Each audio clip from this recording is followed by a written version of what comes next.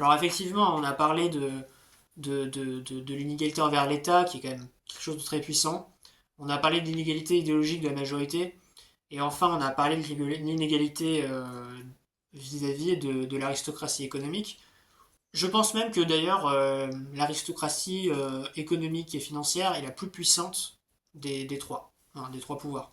Et donc en fait, voilà, la démocratie qui a quand même un avantage, qui est censé augmenter voilà, l'égalité des droits, l'égalité des conditions, et ben en parallèle, elle recrée ces trois formes d'inégalité. Donc égalité envers l'État, inégalité envers les grandes entreprises, inégalité envers la majorité.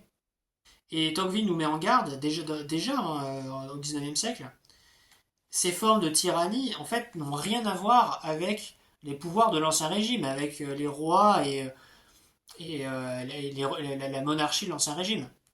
Alors, Tocqueville, souvent, il décrit la monarchie comme étant bienveillante, parce qu'elle a le souci, elle a le souci de son peuple, et je suis pas totalement dubitatif par rapport à ça. C'est-à-dire que, effectivement, encore une fois, je suis pas historien, mais j'ai l'impression que quand les gens qui formaient la cour du roi, je suis pas sûr que le roi de France, vous voyez, méprisait son peuple. Alors c'est possible qu'il y ait eu des rois qui étaient plus indifférents que d'autres, mais quand vous arrivez à la tête d'un pouvoir, parce que vous incarnez quelque chose de sacré et qui s'est transmis de père en fils, parce que c'est héréditaire, hein, la monarchie, bah je pense que vous avez l'amour de votre peuple. Ça peut paraître paradoxal, mais je pense vraiment qu'il y a plus d'amour du peuple dans la monarchie que dans un système où il n'y a plus de respect du sacré, quoi. Donc voilà, je vais juste prendre une citation de Tocqueville. S'il était vrai que les lois et les mœurs fussent insuffisantes au maintien des institutions démocratiques, quel autre refuge resterait-il aux nations sinon le despotisme d'un seul? Je sais que de nos jours, il y a bien des gens honnêtes que cet avenir n'effraie guère, et qui, fatigués de la liberté, aimeraient à se reposer enfin loin de ces orages. Mais ceux-là connaissent bien mal le port vers lequel ils se dirigent. Préoccupés de leurs souvenirs, ils jugent le pouvoir absolu parce qu'il a été jadis, et non parce qu'il pourrait être de nos jours. Donc là, effectivement, c'est un avertissement que Tocqueville lance aux défenseurs du despotisme, quelque part, en leur disant, mais attention, effectivement, ça ne vous dérange pas que l'État soit toujours plus puissant. Aujourd'hui, on pourrait actualiser, ça ne vous dérange pas que les grandes entreprises et la classe économique et financière soient toujours plus puissantes. Euh, mais attention, attention, ce despotisme, faites attention à ce despotisme, parce que voilà, ils connaissent bien mal le port vers lequel ils se dirigent. C'est peut-être pas une bonne nouvelle que ces pouvoirs se renforcent. Si le pouvoir absolu venait à s'établir à nouveau chez les peuples démocratiques de l'Europe, je ne doute pas qu'il y prit une forme nouvelle et qu'il ne s'y montra sous des traits inconnus à nos pères. Il fut un temps en Europe où la loi, ainsi que le consentement du peuple, avait revêtu les rois d'un pouvoir presque sans bornes. Mais il ne leur arrivait presque jamais de s'en servir. Je ne parlerai point des prérogatives de la noblesse, de l'autorité des cours souveraines, du droit des corporations, des privilèges de province qui, tout en amortissant les coûts de l'autorité, maintenaient dans la nation un esprit de résistance. Indépendamment de ces... Donc ça, c'est les fameux corps intermédiaires qu'on évoquait tout à l'heure. Indépendamment de ces institutions politiques, qui, souvent contraires à la liberté des particuliers, servaient cependant à entretenir l'amour de la liberté dans les âmes, et dont, sous ce rapport, l'utilité se conçoit sans peine, les opinions et les mœurs élevaient autour du pouvoir royal des barrières moins connues mais non moins puissantes. La religion, l'amour des sujets, la bonté du prince, l'honneur, l'esprit de famille, les préjugés de province, la coutume et l'opinion publique bornaient le pouvoir des rois et enfermaient dans un cercle invisible leur autorité. Alors la constitution des peuples était despotique et leurs mœurs libres. Les princes avaient le droit mais non la faculté ni le désir de tout faire. Donc ici, effectivement, Tocqueville nous dit ce qui peut paraître paradoxal. Alors, ce qu'il disait juste avant, c'est que le despotisme qui est propre à la démocratie n'aura rien à voir avec la monarchie. Et il dit quelque chose qui n'est pas forcément évident à comprendre, c'est que, en fait, la monarchie, elle avait un pouvoir absolu. Voilà, c'est le pouvoir absolu, le pouvoir monarchique. Euh, mais c'est pas pour autant elle en usait et qu'elle en abusait. C'est-à-dire qu'elle n'en avait pas forcément la volonté. Et il y avait des choses dans la société, il y avait il y avait un peu des garde-fous, en fait, c'est ça que peut-être le terme approprié dans la société euh, monarchique, enfin de l'ancien régime, qui empêchaient en fait les monarques de trop abuser de leur autorité. Et donc il parle de plusieurs choses. Alors tout à l'heure, il parlait, dans la citation d'avant, il parlait effectivement enfin la diapo d'avant, des corps intermédiaires, des corps intermédiaires. Et là, en fait, il parle de choses qui effectivement se sont progressivement ramoindries. La religion s'est évidemment amoindrie dans les sociétés occidentales. L'amour des sujets, voilà, comme je disais tout à l'heure, je ne sais pas à quel point les chefs de l'État, voilà, en démocratie, aiment le peuple. Je n'en sais rien. La bonté, voilà, pareil. Est-ce que ce sont des présidents qui sont bons? Je ne sais pas. L'honneur et l'esprit de famille se dissolvent progressivement dans l'individualisme et finalement le relativisme moral aujourd'hui des sociétés démocratiques qui placent absolument tout sur le même plan. Les préjugés de province, quelque part, c'est un petit peu tout ce qui faisait la spécificité des territoires français. Et aujourd'hui, la France est un pays qui est extrêmement centralisé autour de Paris. Donc, je dirais que l'aristocratie territoriale s'est progressivement amoindrie également. La coutume et l'opinion publique, alors je ne sais pas forcément de quoi ça parle, mais je pense qu'il parlait plutôt des us et coutumes. Bon, là, c'est un peu moins simple à expliquer, ces deux mots-là. Borner le pouvoir des rois et enfermer dans un cercle invisible leur autorité. Autrement dit, effectivement, toutes ces choses qui étaient propres à l'ancien régime étaient voilà, des garde-fous à l'abus du pouvoir monarchique. Et même si la constitution des peuples était despotique, alors leurs mœurs étaient libres et les rois avaient le droit de tout faire, mais ils n'avaient pas euh, en fait, ils ne pouvaient pas et ils ne le souhaitaient pas. Des barrières qui arrêtaient jadis la tyrannie, que nous reste-t-il aujourd'hui? La religion est donc ça c'est un thème que je veux absolument aborder. Ben, je le ferai dans une dernière vidéo. La religion ayant perdu son empire sur les âmes, la borne la plus visible qui divisait le bien et le mal se trouve renversée. Tout semble douteux et incertain dans le monde moral. Les rois et les peuples y marchent au hasard, et nul ne saurait dire où sont les limites naturelles du despotisme et les bornes de la licence. Et donc voilà, c'est exactement ce que je viens de dire. Aujourd'hui, ces garde-fous, ces barrières qui empêchaient la monarchie de faire tout ce qu'elle voulait, ont disparu. Pourquoi? Parce que la religion s'est progressivement, la religion s'est progressivement effacée. La notion de bien et de mal, qui était, quoi qu'on pense de la religion, inculquée par la religion, a disparu. Et donc, d'où ce que, je nommais tout à l'heure un certain relativisme moral, puisque aujourd'hui, les individus n'ont plus de repères pour savoir ce qui est bien ou mal. Aujourd'hui, leur repère, pour revenir à ce qu'on disait un peu plus tôt dans la vidéo, c'est en réalité plutôt en fait, la majorité, ce que pense la majorité des individus. Or, la majorité peut se tromper en termes de bien et de mal, je pense. Euh, et, euh, et voilà, et les médias et les réseaux sociaux qui sont notamment influencés, enfin, dont la ligne éditoriale est notamment influencée par les propriétaires de ces médias. Donc, qu'est-ce qui aujourd'hui apprend le bien et le mal, si ce n'est effectivement la famille et l'éducation, éventuellement? Plus rien. Et donc, quand il dit tout semble douteux et incertain dans le monde moral, c'est exactement ça. Les rois et les peuples, et c'est valable également pour nos dirigeants. C'est ça le pire. Les rois et les peuples y marchent au hasard, et nul ne saurait dire où sont les limites naturelles du despotisme et les bornes de la licence. Autrement dit, dans un monde où il n'y a plus vraiment de repères moraux, alors pourquoi pas le despotisme en fait? Pourquoi pas le despotisme? Nous sommes beaucoup plus vulnérables à un gouvernement qui se dise bah, finalement le despotisme ça pourrait être pas mal. Voilà, voilà le risque. De longues révolutions ont pour jamais détruit le respect qui environnait les chefs de l'État. Mais ça, alors c'est vrai que enfin je veux dire dans l'histoire, je pense qu'il y a eu des moments où le roi n'a pas été pas du tout respecté.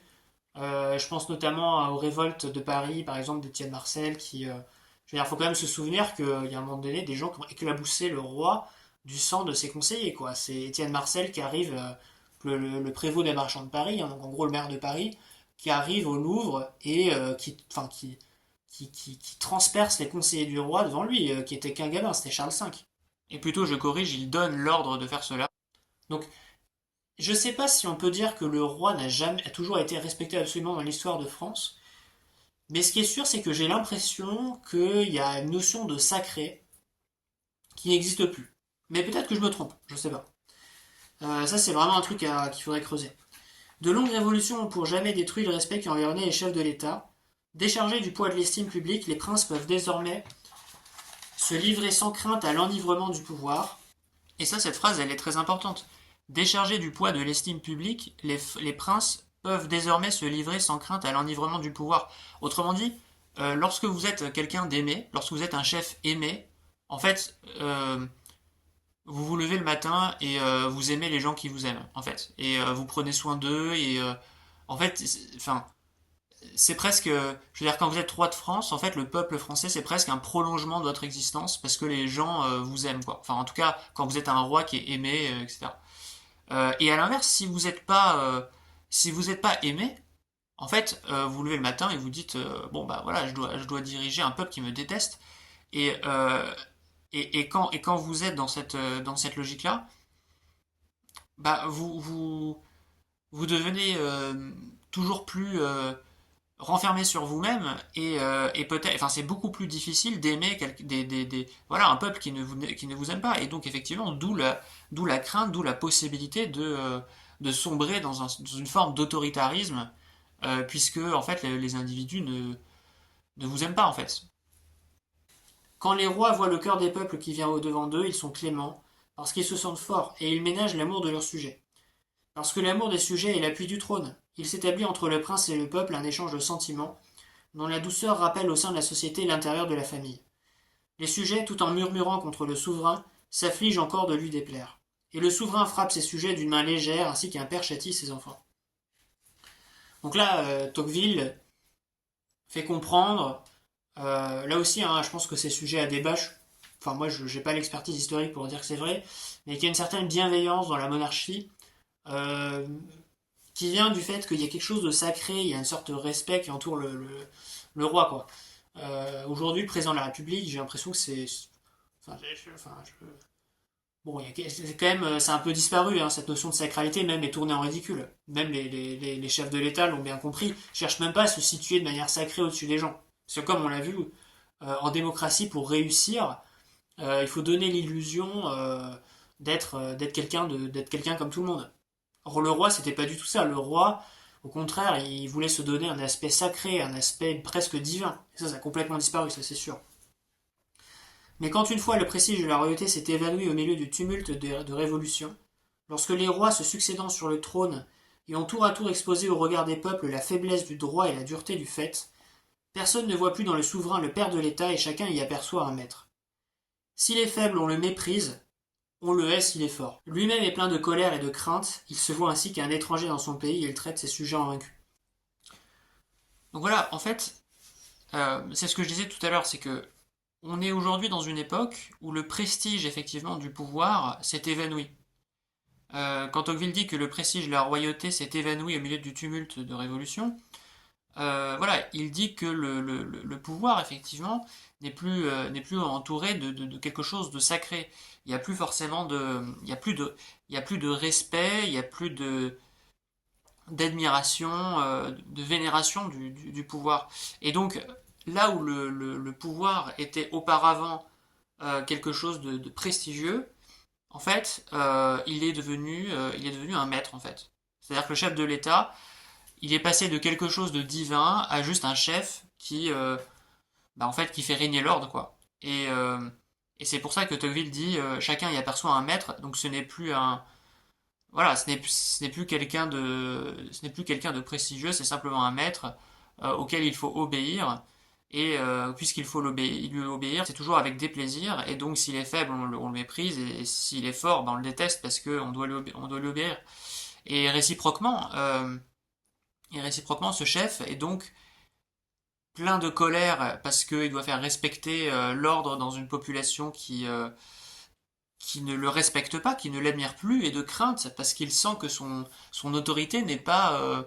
l'assise de son autorité est fragile. Elle est totalement fragile.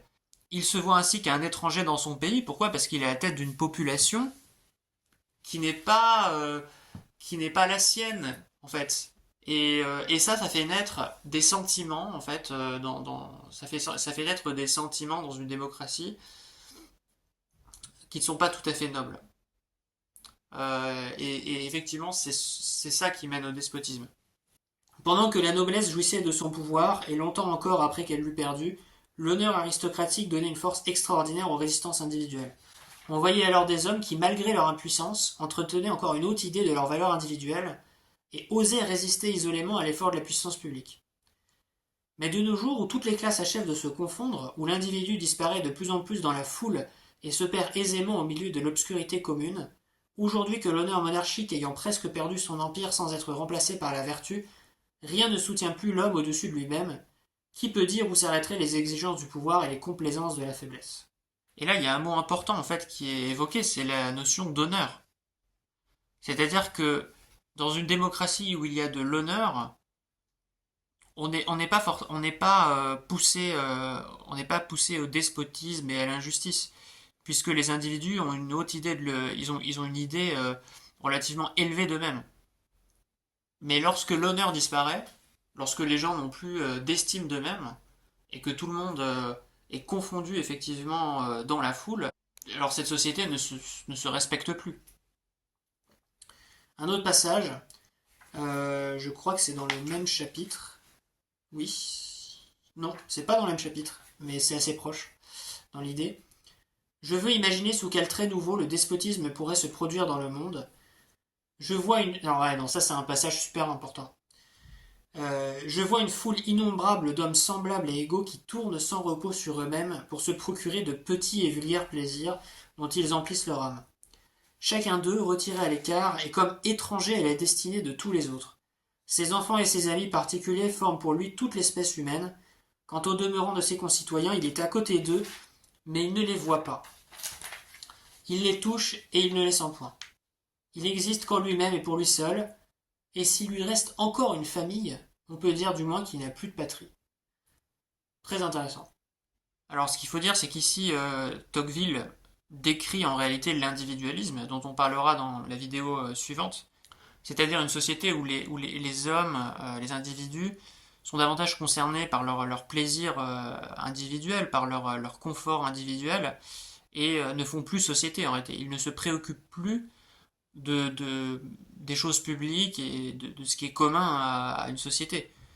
Et d'ailleurs, lorsqu'il dit s'il lui reste encore une famille, on peut dire du moins qu'il n'a plus de patrie, quelque part, c'est aussi ça qui explique la disparition progressive du nationalisme. Il n'y a plus de nationalisme parce que les individus ont d'autres centres d'intérêt beaucoup plus individualistes que la nation, en réalité. Au-dessus de cela s'élève un pouvoir immense et tutélaire qui se charge seul d'assurer leur jouissance et de veiller sur leur sort. Il est absolu, détaillé, régulier, prévoyant et doux. Il ressemblerait à la puissance paternelle si, comme elle, il avait pour objet de préparer les hommes à l'âge viril. Mais il ne cherche au contraire qu'à les fixer irrévocablement dans l'enfance. Il aime que les citoyens se réjouissent pourvu qu'ils ne songent qu'à se réjouir. Il travaille volontiers à leur bonheur, mais il veut en être l'unique agent et le seul arbitre. Il pourvoit à leur sécurité, prévoit et assure leurs besoins, facilite leurs plaisirs, conduit leurs principales affaires, dirige leur industrie, règle leur succession, divise leurs héritages. Que ne peut-il leur ôter entièrement le trouble de penser et la peine de vivre? Voilà, donc je pense que ce passage, finalement, c'est une illustration de ce que je disais tout à l'heure, lorsque je disais que l'État était omniprésent dans nos vies. C'est en fait, on a affaire donc à un État qui est de plus en plus présent dans la vie des citoyens, dans leurs activités. Voilà, il va être l'unique agent même du bonheur des citoyens, pourvoir à leur sécurité, assurer leurs besoins, faciliter leurs plaisirs, conduire leurs affaires, même diriger leur industrie, ou au moins en partie, régler les successions, diviser leurs héritages. Et même Tocqueville va jusqu'à dire, finalement, il exagère peut-être un peu, mais c'est peut-être à peine. Il va jusqu'à dire: que ne peut-il leur ôter entièrement le trouble de penser et la peine de vivre? Autrement dit, l'État est devenu tellement omniprésent qu'il finit par... et ça, on en parlera dans la deuxième vidéo sur... enfin, dans la prochaine vidéo sur l'individualisme. On arrive dans une société qui n'a presque plus de vitalité, tellement elle est endormie, tellement elle est asservie, tellement elle a pris l'habitude, en fait, d'être finalement de dépendre de l'État. Et là où effectivement, il faut aller plus loin que ça, comme on l'a vu, dépendre de l'État, mais aussi des grandes entreprises et de l'élite économique et financière et de la majorité idéologique. Voilà. Donc, donc c'est ça la menace en fait. On a dit en introduction que Tocqueville, l'objectif de Tocqueville, c'était de d'avertir la démocratie de ses périls. Et bien l'un de ses périls, c'est ça, c'est d'arriver dans une société où on devient complètement soumis à ces formes de pouvoir. Et donc effectivement, la question qu'on peut se poser, c'est comment est-ce qu'on évite ça? Comment est-ce qu'on renverse la vapeur pour éviter de tomber dans cette servitude, dans cette dépendance en fait, en ces formes de pouvoir. Et bon, effectivement, c'est ce qu'on va essayer de discuter un petit peu dans les prochaines vidéos. Mais on peut d'ores et déjà, avec Tocqueville, fermer une porte. Parce qu'on pourrait se dire, finalement, pourquoi pas revenir à une forme de liberté aristocratique. Et en fait, Tocqueville ferme directement la porte à cette option. Et je vais citer un passage. Je suis convaincu, d'autre part, que tous ceux qui, dans les siècles où nous entrons, essaieront d'appuyer l'autorité sur le privilège et l'aristocratie, échoueront. Tous ceux qui voudront attirer et retenir l'autorité dans le sein d'une seule classe, échoueront. Il faut donc que tous ceux de nos contemporains qui veulent créer ou assurer l'indépendance et la dignité de leurs semblables se montrent amis de l'égalité. Et le seul moyen digne de se montrer tel, c'est de l'être. Le succès de leur sainte entreprise en dépend. Ainsi, il ne s'agit point de reconstruire une société aristocratique, mais de faire sortir la liberté du sein de la société démocratique. Et donc, Tocqueville, il cherche des solutions, et il dit, mais peut-être pourquoi pas finalement, puisque cette composante aristocratique est vouée à décliner, pourquoi pas faire marche arrière, pourquoi pas rembobiner le film, et se dire, bon bah, si le problème c'est qu'il n'y a pas assez d'aristocratie, alors il faudrait peut-être revenir à une forme un peu plus aristocratique. Et il dit non en fait. Fermons tout de suite la porte à cette idée, ça ne fonctionnera pas, parce que comme il l'a montré, c'est providentiel. Et même, et souvenez-vous, il l'a dit dans sa citation, même tous ceux qui vont revenir à la charge dans les affaires, dans le débat public en disant oui, l'excellence c'est bien, oui, l'élitisme c'est bien, tous ceux qui vont essayer d'appuyer en fait leur autorité sur la notion de privilège, d'excellence, d'élitisme, sont voués à l'échec en fait. Ils sont voués complètement à l'échec. Et ça d'ailleurs ça m'étonne pas, je pense que ça a été écrit en 1835 ou en 1840 puisque c'est ici le deuxième tome, mais c'est complètement vrai aujourd'hui. Hein. C'est complètement vrai aujourd'hui. C'est des idées qui, à tort ou à raison, encore une fois, je vais pas aborder le sujet ici, mais sont même plus acceptés dans le débat public. C'est quelque chose qui n'est plus, ça fait même plus, c'est même plus consensuel, quoi. On arrive à vraiment un moment où la notion effectivement, d'aristocratie et d'élitisme n'est plus acceptée par nos citoyens. Et même d'ailleurs, on le reverra quand on parlera de l'autorité intellectuelle dans la troisième vidéo. C'est très intéressant parce que même la notion d'élitisme, le mot d'élitisme et d'élite, en général, est employé de manière péjorative dans le débat public. Ça veut tout dire. Ça veut dire qu'en fait, c'est même péjoratif, c'est même négatif. En fait, on est arrivé dans une... Enfin, dans un système de valeurs où la notion même d'élite et même d'aristocratie, qui étymologiquement veut dire les gens bons, les gens qui sont meilleurs, en fait ce truc-là est devenu négatif. C'est connoté négativement. Donc en fait je suis quasiment, moi je suis totalement d'accord avec Tocqueville sur le fait que les gens qui vont arriver avec, on va dire, des mœurs et des, euh, des codes, des systèmes de valeurs qui appartiennent plutôt à l'aristocratie qu'à l'égalité des conditions et la démocratie, ces gens-là sont voués à l'échec. Donc effectivement, ça ne nous aide pas. C'est pas ça qui fonctionnera, puisque c'est providentiel. Et même à l'inverse, les gens qui vont faire ça ne vont ne faire que renforcer le besoin d'égaliser, le besoin d'égalité et de démocratie. Et donc Tocqueville, il conclut sur quelque chose que, encore une fois, qui m'a un peu laissé sur ma faim. Il faut refaire sortir la liberté du sein de la démocratie, de la société démocratique. Alors, comment est-ce qu'on peut faire sortir la liberté d'un système où il y a de plus en plus d'égalité? Alors là, c'est le vrai challenge. Parce que, comme on l'a vu dès le début, ça semble antinomique. Ça semble complètement antinomique de réconcilier la liberté avec l'égalité telle qu'elle progresse, puisque l'égalité telle qu'elle progresse, justement, c'est faire en sorte que tout le monde soit à égalité, donc imposer des contraintes au système. Mais on va voir que c'est pas complètement perdu, c'est pas complètement impossible dans les 3 prochaines vidéos. Donc si on fait un petit récapitulatif de ce qu'on a vu, on a commencé par voir que dans une société où il y avait de moins en moins d'inégalités, il y avait plus d'autorité. Une autre manière de le dire, c'est dans une société où tout est mis sur le même plan, et c'est valable, et c'est valable dans plein de domaines, que ce soit sur le plan du pouvoir politique, du pouvoir économique, mais également sur le plan des valeurs morales.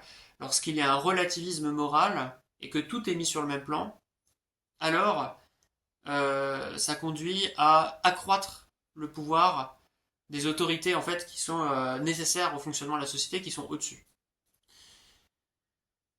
On a vu que ces 3 formes de pouvoir qui finalement auxquelles devaient se soumettre les citoyens dans une démocratie, c'était l'État, les grandes entreprises et l'élite économique et financière qui les dirigent, et la majorité idéologique, avec sans doute euh, une certaine prépondérance de l'élite économique et financière, parce que je pense qu'aujourd'hui le pouvoir économique a la priorité sur les autres formes de pouvoir, mais on pourrait discuter, mais notamment parce que le pouvoir économique a une influence assez forte sur les 2 autres pouvoirs, euh, et notamment le pouvoir idéologique, puisqu'il est à la tête de médias et à la tête des réseaux sociaux.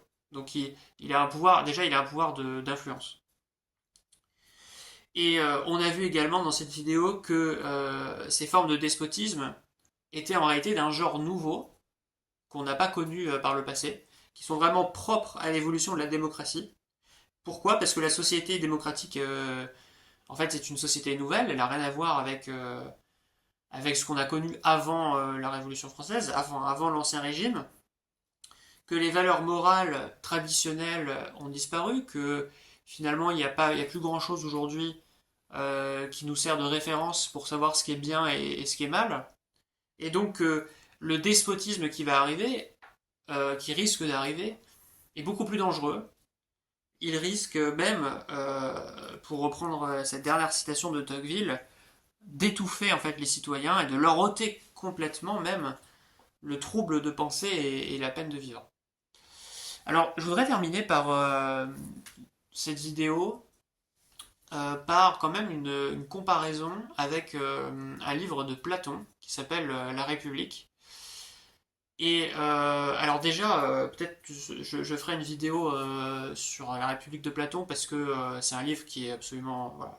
Donc là, de la démocratie en Amérique, c'était déjà un livre qui pour moi était très important et très fondamental.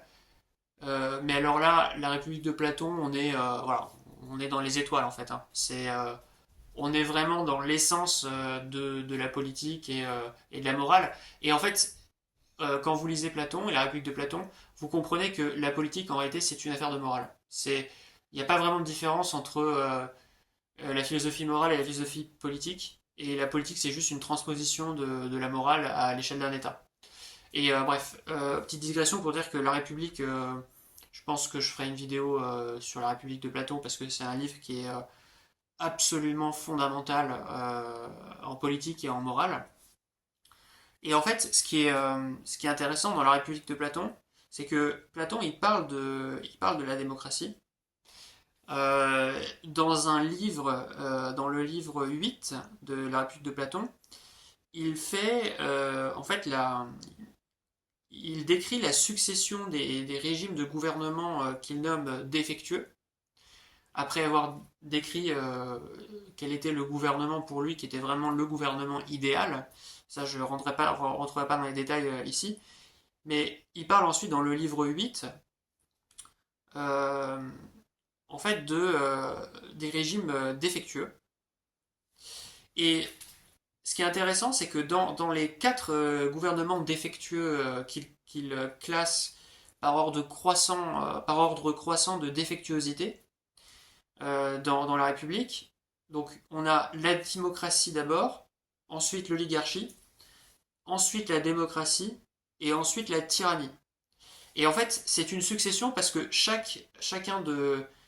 euh, chacun de ces gouvernements, en tout cas l'oligarchie, la démocratie et la tyrannie, découle du gouvernement précédent, des défauts du gouvernement précédent. Et donc l'oligarchie découle de la démocratie.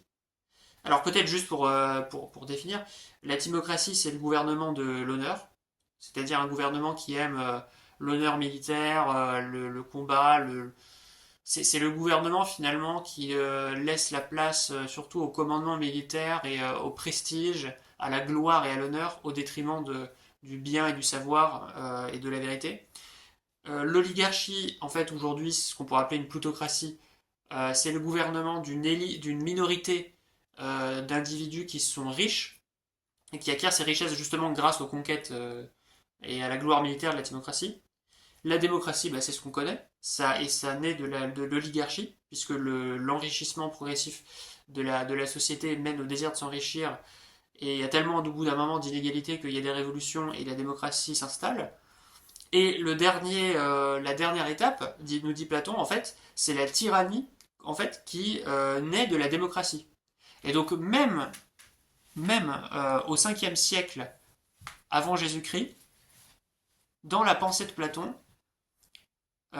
Platon nous dit, en fait, l'évolution naturelle de la démocratie, qu'il nomme gouvernement défectueux, bon là on peut discuter, mais enfin, il est quand même subtil hein, parce qu'il dit que c'est un gouvernement qui a une certaine beauté, enfin bref, je rentre pas dans les détails, peut-être qu'on en parlera dans une vidéo, mais il dit que la tyrannie doit naître de la démocratie.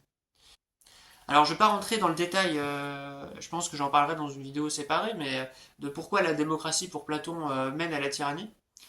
Mais en gros, pour simplifier, il dit que la démocratie, effectivement, enfin, c'est un raisonnement un peu différent de celui qu'on a vu, mais enfin, il va juste, je pense, une étape un peu avant.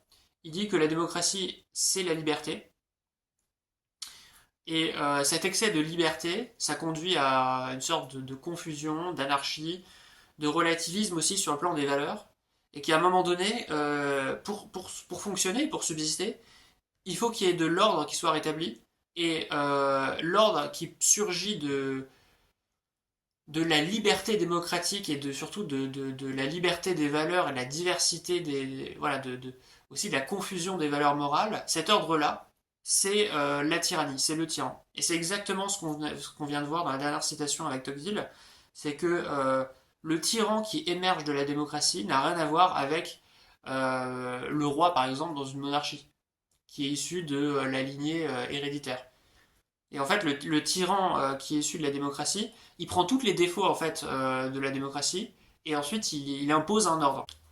Et donc vraiment, je crois vraiment que cette idée que la démocratie et l'extrême liberté quelque part qui est inhérente à la démocratie et à l'égalité des droits, je pense vraiment il y a l'idée que ça va converger vers quelque chose de beaucoup plus strict et de beaucoup plus tyrannique.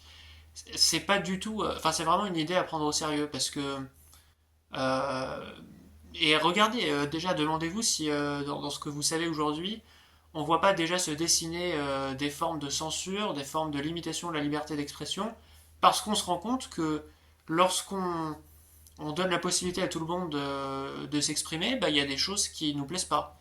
Et vous voyez qu'il y a certains partis politiques, par exemple, enfin en tout cas certaines mouvances politiques qui préconisent carrément de censurer ceux qui ne pensent pas comme eux.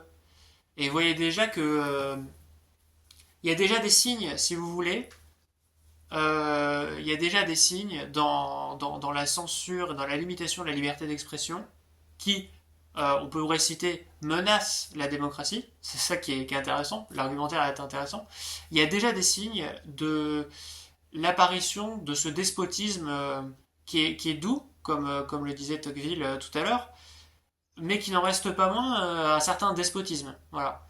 Vous allez apercevoir les premiers signes en fait du despotisme via la censure et la limitation de la liberté d'expression. Voilà. Mais je trouvais ça intéressant vraiment de voir que Platon, déjà à cette époque, avait compris que le risque de la démocratie, et même lui pour lui c'est une évolution naturelle, conduisait en fait conduisait à la tyrannie. Alors ce que Platon ne dit pas, et ça aussi ça m'a assez intrigué parce qu'il n'en parle pas du tout dans La République, il dit qu'il y a une succession de régimes défectueux, donc timocratie, oligarchie, démocratie, puis tyrannie, et la question qu'on se pose c'est et ensuite.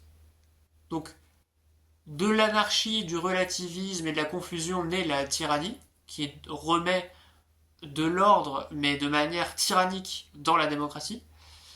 Et en fait, après la tyrannie, qu'est-ce qui se passe, quoi? Est-ce qu'on repart sur le modèle que Platon souhaite idéal, qui est l'aristocratie? Mais attention, l'aristocratie, c'est pas l'oligarchie. L'aristocratie, encore une fois, revenons à l'étymologie, c'est le gouvernement des meilleurs. Ariston, c'est le meilleur dans tous les sens possibles, dans le sens moral notamment, dans le sens de la compétence. Donc ça, c'est ça le gouvernement idéal pour Platon, c'est le gouvernement des aristocrates, non pas en tant que minorité voulant s'accaparer le pouvoir et s'accaparer les richesses. Ça, c'est l'oligarchie. Donc l'aristocratie, pour Platon, c'est le gouvernement d'une élite politique qui ne pense pas à ses propres intérêts, mais qui pense à l'intérêt de la cité. Voilà. Et la question c'est qu'est-ce qu'il y a après la tyrannie? Est-ce que après la tyrannie, il y a une révolution qui ramène la démocratie ou qui ramène l'aristocratie? On ne sait pas. Et voilà, je vais arrêter donc cette vidéo. Donc je ferai une prochaine vidéo sur l'individualisme. Et donc voilà, merci beaucoup d'avoir regardé cette vidéo et à bientôt.